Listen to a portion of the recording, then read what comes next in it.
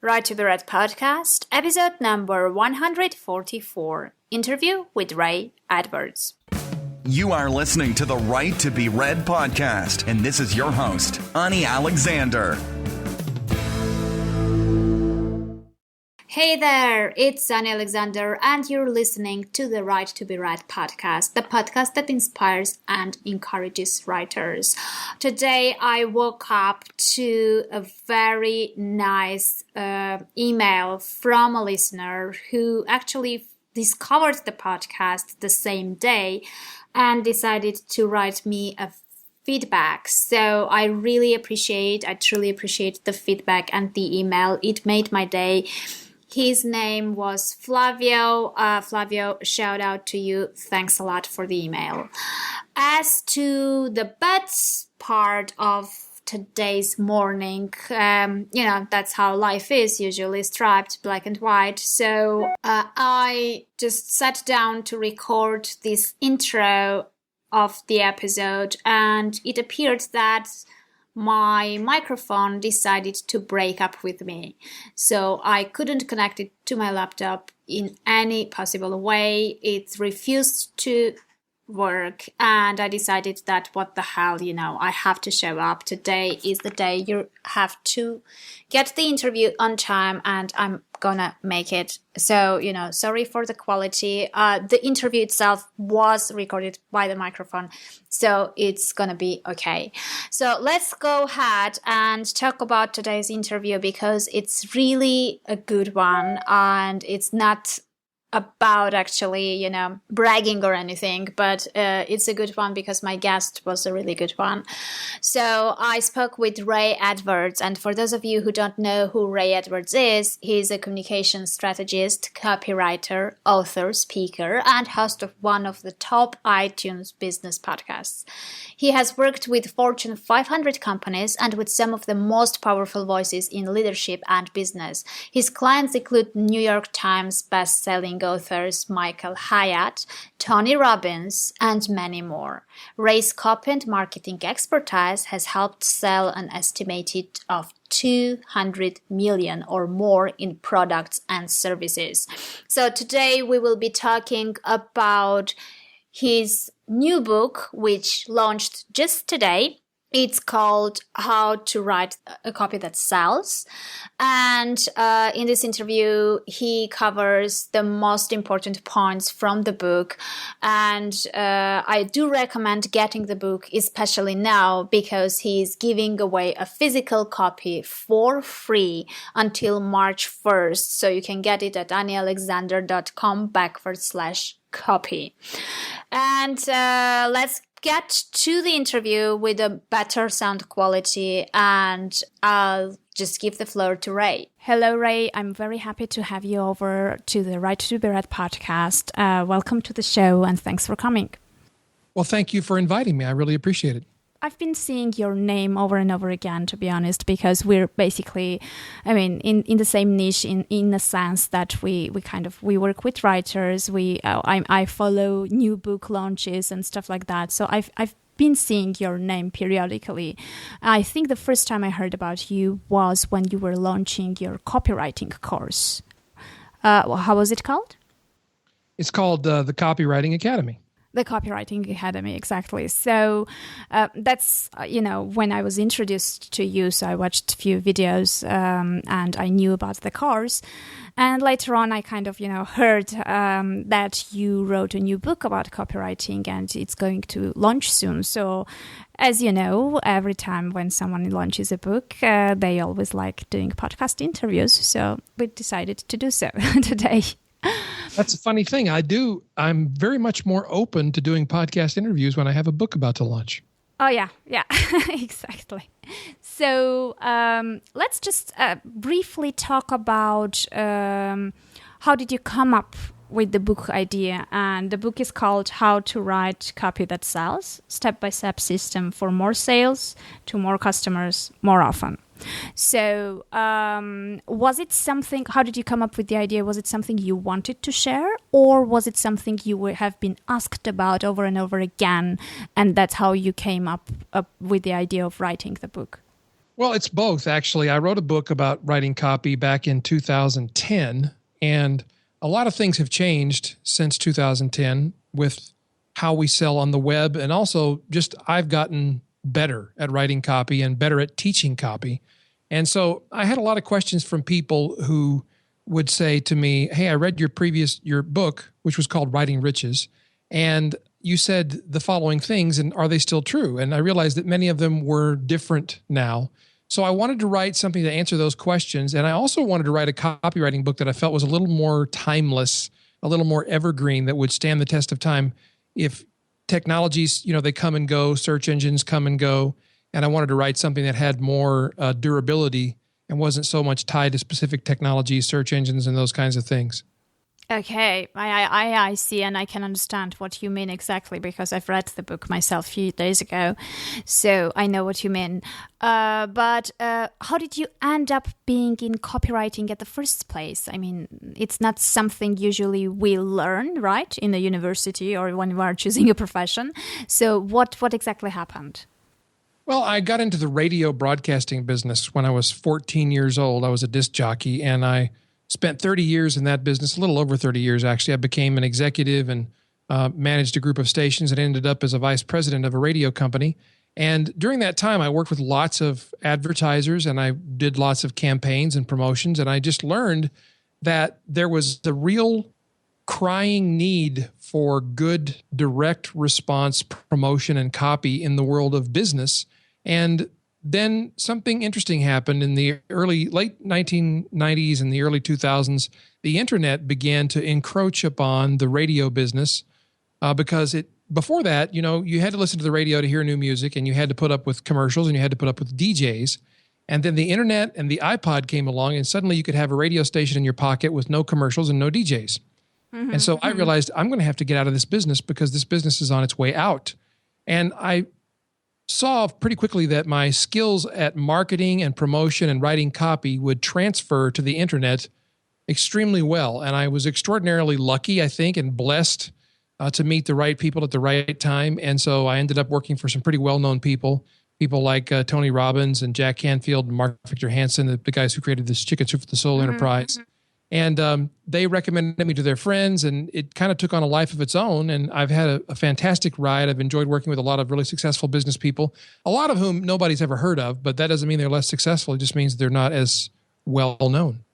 Yeah, exactly. And I think basically you also kind of, you found out on time what needs to be done with the change, because very often people are kind of waiting until the change becomes too obvious, and many people before them have figured out the things already. So you kind of, you started at the right time, I guess.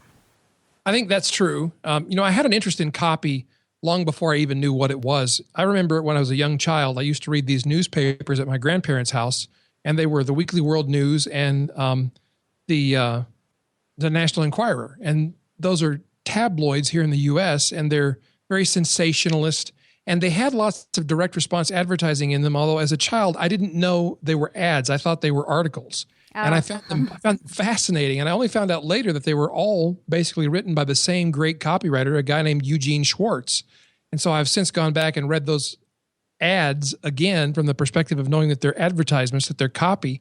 And I'm really astounded at what Schwartz was able to accomplish before there was an internet, before you could order books online with a credit card. He was actually selling books for 10 times their retail value through the mail. That's pretty amazing if you think about it. Yeah, exactly. Oh, interesting.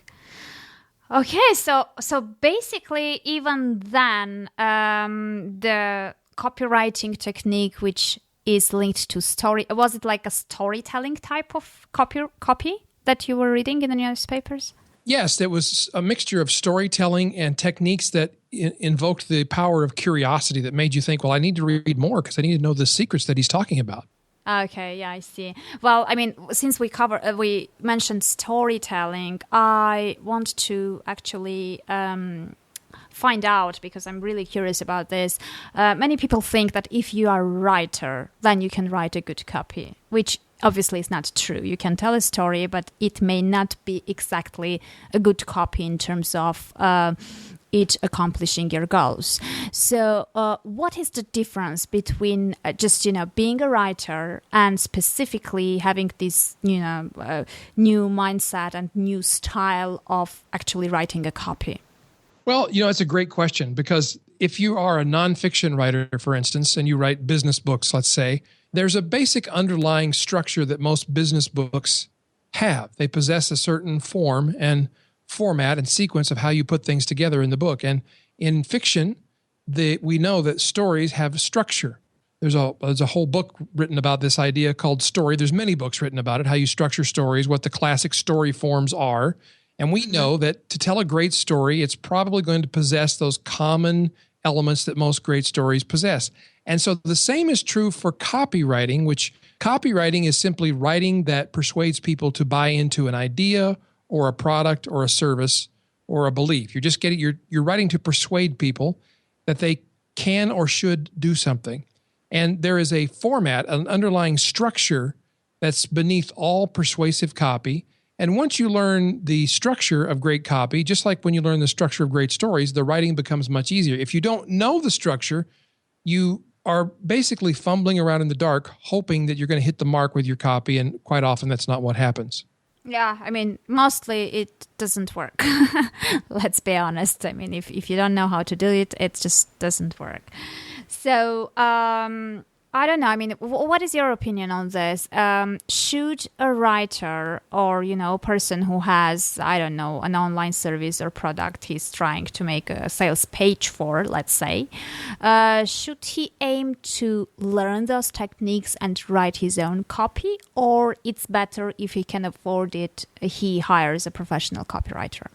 Well, I think it's better, especially if you're a writer, I think it's better to learn to write your own copy, because nobody is going to sell your writing with the passion and the care and the intimate knowledge of the writing. Nobody's going to do that better than you.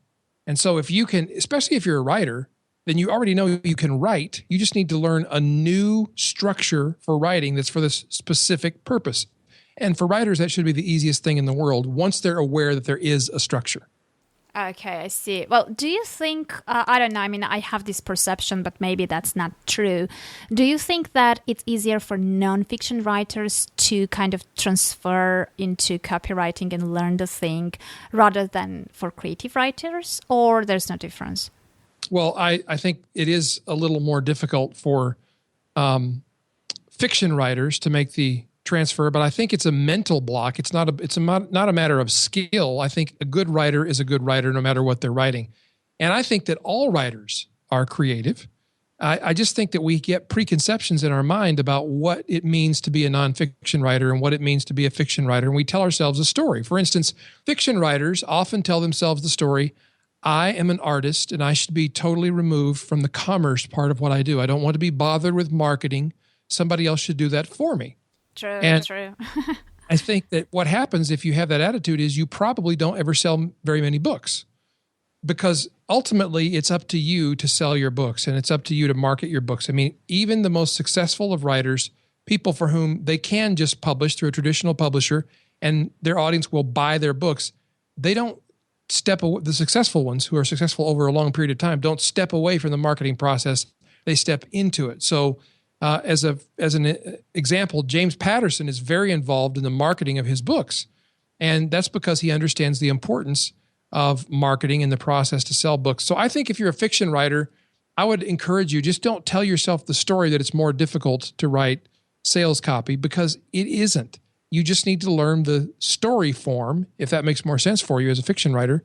And once you have that realization that, hey, I'm a writer and I can learn how to write basically anything, this becomes a lot easier for everybody.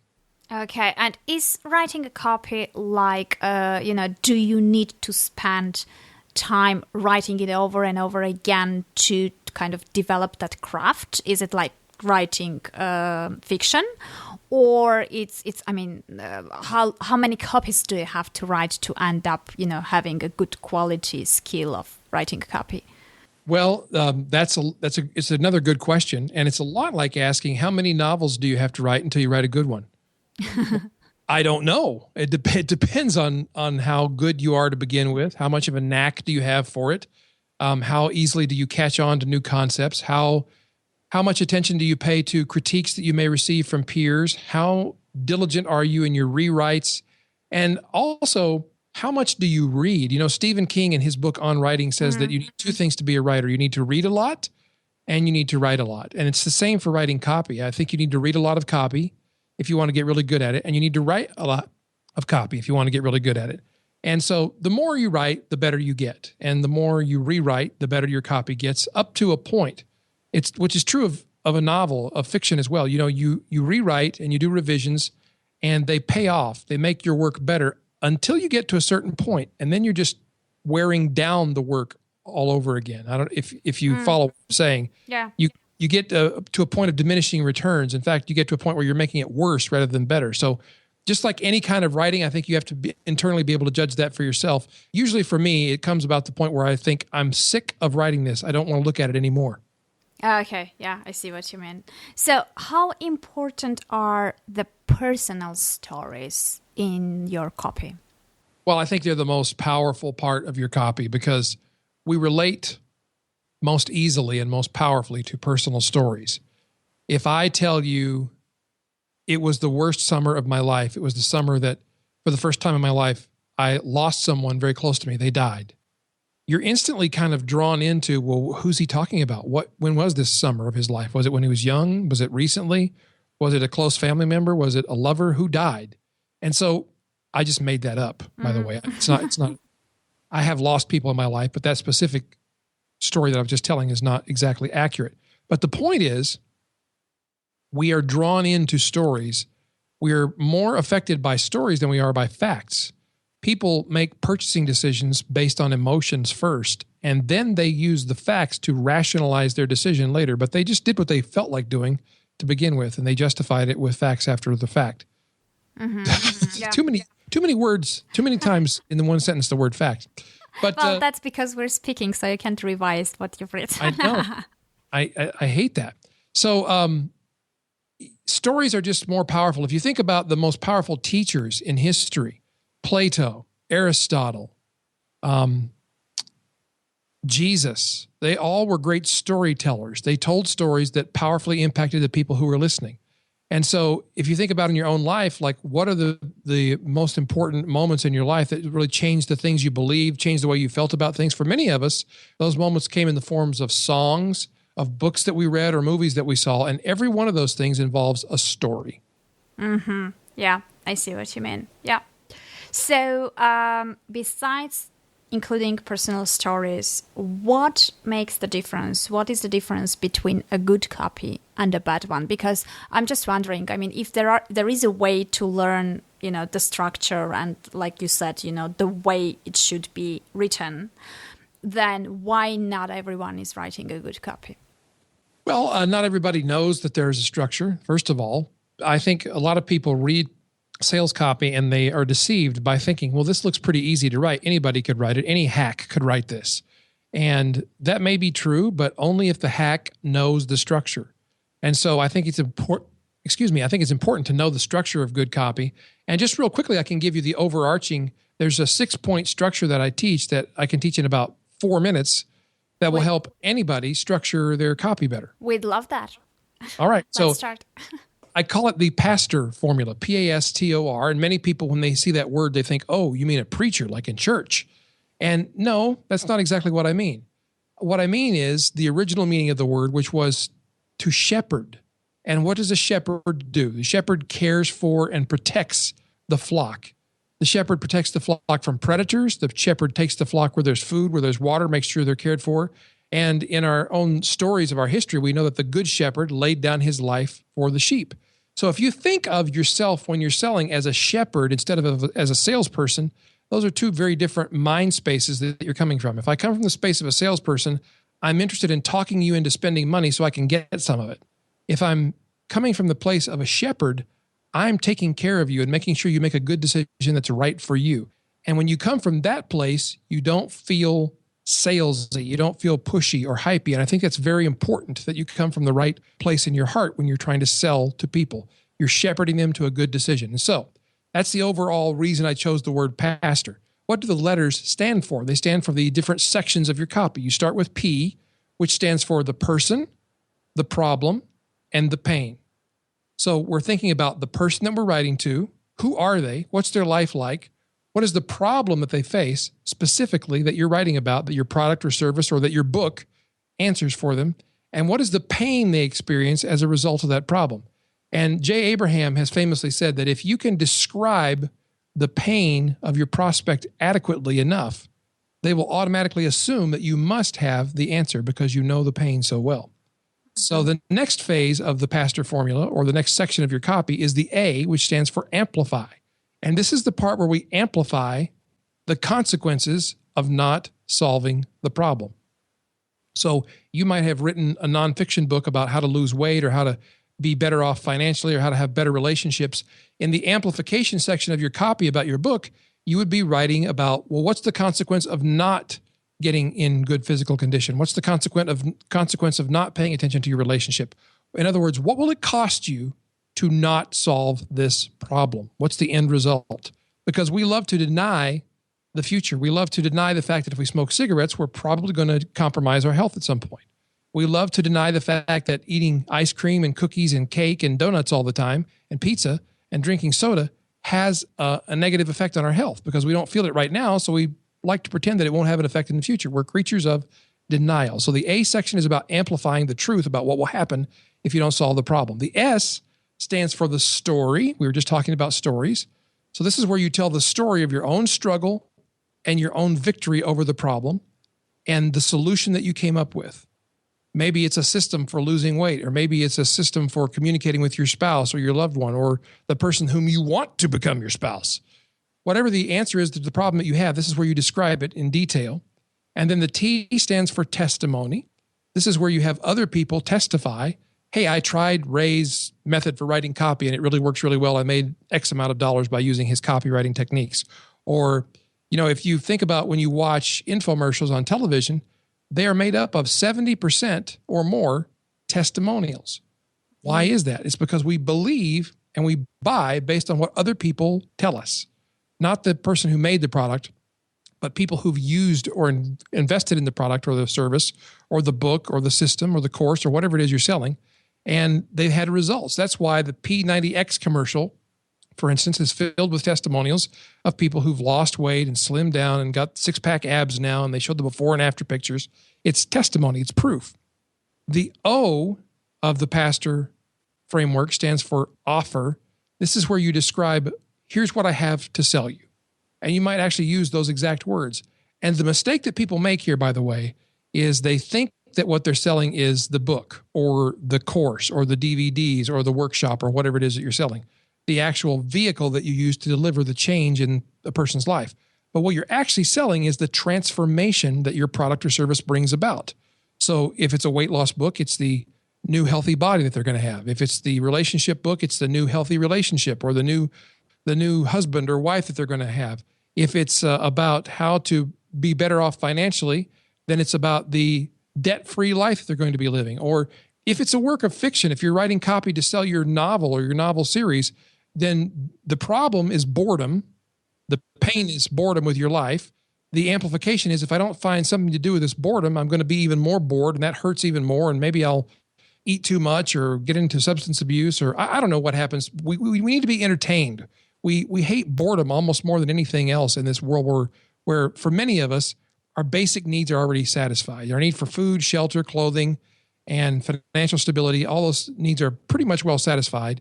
So what do we start doing? We start looking for things to actualize ourselves. And that means entertainment. That means reading books, watching movies, investing in art. So even these so-called soft topics, there is a problem that needs to be addressed, which is boredom or a lack of interest in life. There's a consequence for not solving that problem, which is more of the same and perhaps deep psychological pain because of it. And then the solution is, well, read this series of books that I've written. They're adventurous. You'll enjoy them. You'll be transported to another world. And then, of course, we know about testimonials because most of us, when we're buying books, even if they're fiction books, we read the reviews. We read what people say about them. So those are testimonies. In the world of being an author, your testimonies are probably on your Amazon author page or on the page for your book. And so the offer is the transformation that reading, what was the transformation of reading the Harry Potter stories? Well, it was being transported to this other world where it was good versus evil, and we could relate to the characters, and we identified with Harry or Hermione or any of the other characters, Ron or, whomever. I don't know. Maybe we identified with Voldemort for all I know. But we loved those characters and we loved being in that world. And so that was the offer, was the transformation, being in a different space. If it's a nonfiction book, it's about the result that you're getting for people, the transformation. And then the R of pastor stands for requesting a response. And in the world of selling, if we were face-to-face, this would be the part where I would say you have to ask for the sale. So if you're writing about your nonfiction book or about your course or your workshop or whatever it is, you have to ask people to buy. And you have to believe that their buying is a good idea for them. It benefits them to get their hands on this product or this solution or this service or this book that you've written. They need to have it because it will make their life better. And you will not feel conflicted about asking them to buy something that you know will help them. So that's what the PASTOR stands for. Person, problem, pain is P. A is amplify. S is the solution and the story of struggle and the system that you come up with to solve the problem. T is for testimony. O is for the offer. And R is for request a response. And that's the big overarching framework that you can use to write any piece of persuasive copy, whether it's to sell a book or even just to sell an idea or a point of view. Okay, yeah, I see. Well, basically, do you think that everyone who, we have loads of listeners right now who basically already know the structure because you covered it so so well and so in a comprehensive way. So I guess, it's pretty simple to actually understand how it works. But do you think that everyone can kind of actually do it well once they know the structure? Well, I think yes, I think everyone can do it. It's sort of like learning to play the piano. I think basically anybody can learn to play the piano, but can anyone become a concert pianist? Mm-hmm. Probably not. Is everyone going to become a prodigy and write and play music in the famous music halls of the world? Again, probably not. So I think any writer or any person, even if you don't consider yourself to be a writer, can become competent at writing their own sales copy. And if you're a writer, especially, I think you can become better than competent if you learn the structure.